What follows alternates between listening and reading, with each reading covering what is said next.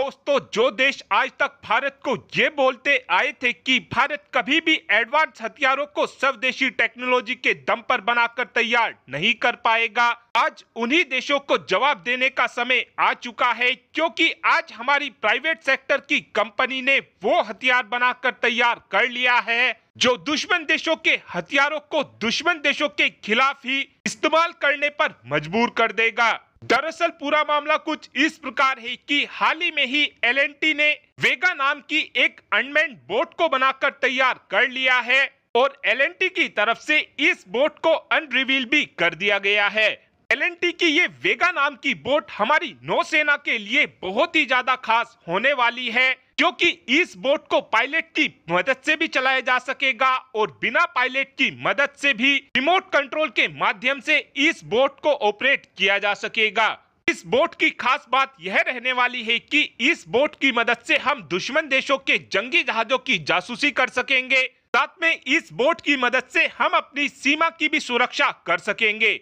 L&T का इस boat को लेकर कहना है कि हमारी ये वेगा नाम की बोट हमारी नौसेना की क्षमता में काफी बढ़ोतरी करेगी। इस वेगा नाम की बोट की एक सबसे जो खास बात रहने वाली है वो यह रहने वाली है कि इस बोट की मदद से हम दुश्मन देशों द्वारा समुद्र में बिछाई गई माइंस का काफी आसानी से पता लगाकर उनको न्यूट्रलाइज कर सकेंगे। इस समय देखा जाए तो ज्यादातर देशों ने अपनी समुद्री सीमा के पास में माइंस को बिछा रखा है ताकि दुश्मन देश के जंगी जहाज और पनडुब्बी किसी भी देश की सीमा में घुस ना सकें, और अगर दुश्मन देश के जहाज या फिर पनडुब्बी दुश्मन देश के अंदर ही घुसने की कोशिश करेंगी तो उस कंडीशन में जो माइंस हमारे दुश्मन ने बिछा रखी होंगी वो काफी आसानी से हमारे जंगी जहाजों को तबाह कर देंगी। इस बोट की एक खास बात यह भी रहने वाली है कि जो ये हमारी वेगा नाम की बोट होने वाली है ये दुश्मन देशों की माइंस को दुश्मन देशों के खिलाफ ही तैनात करने में सक्षम होगी,